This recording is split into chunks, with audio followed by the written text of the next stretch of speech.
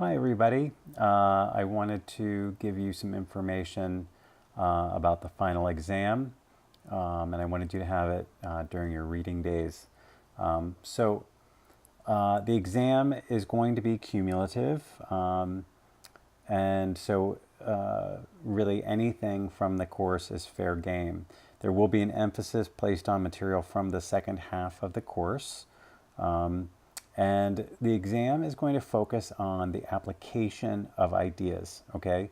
So it's not going to be questions that are simple facts that could be looked up. This is sort of taking the ideas that we've learned, and then you're going to be applying that information to questions. They're going to measure your understanding of the concepts. I'm going to put an emphasis on clinical applications. You can certainly expect questions about phonological processes. That is a speech therapist's bread and butter. Okay, so make sure that you're familiar with those. Make sure that you go through the slide sets. Make sure you understand any of the terminology that's associated with them, like singleton consonants versus blends and all that sort of stuff. Obviously, because this is a graded assessment, you should not use any outside resources. I'm going to take a minute just to kind of go through this because we've had issues this semester. So on the exam, it is just you and D2L. Okay, so no text, no notes, no slide sets, no automatic transcription, no transcription applications, no dictionaries, no internet outside of D2L. Okay, you cannot use other people. If any of your colleagues are in the same city as you, I advise you not to plan to take the exam in the same place at the same time. Okay. Avoid anything that can cause any temptation.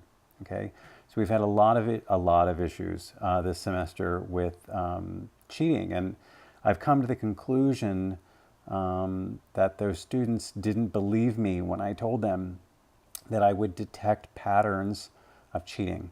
So I just want to remind everybody, first of all, I trust you. But here's the caveat. If I detect patterns of cheating on the final, you will just receive a 0 on the final. Okay? So just don't do it. So I look over for key concepts, patterns of errors, things that we've gone back over again and remediated to make sure, because I want to make sure you learn them before you leave this course. So go back and use the feedback. Look for things that we've discussed many times. Look for themes. You can expect those to show up on the final. One of the things that we've seen in this particular semester is a pattern of sort of careless error. So one of the things that I will be assessing is your ability to catch common transcription errors. Okay, so there will be questions where you will listen to a sound file, I will provide the transcription, and you will compare, and you will be asked to list the errors and explain them. Okay?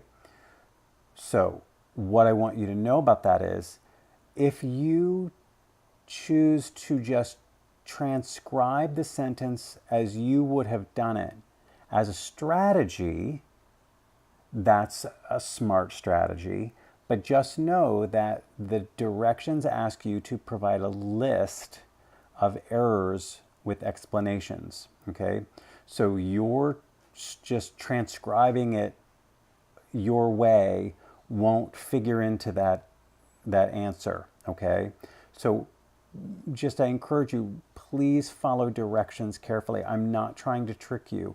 I try to make sure that each question has the directions so that you know exactly what's expected of you. Fight the urge to put everything you know. Answer the question directly. and don't answer a different question, okay? And that's all I've got for that. So you still have 2 reading days. Post your questions. I'm happy to answer those. And think about applications. Are you ready? Are you sitting down? If you haven't memorized place, manner, and voice, this is it. So please, please do that, okay? Let me know what questions you have, and good luck. Thanks.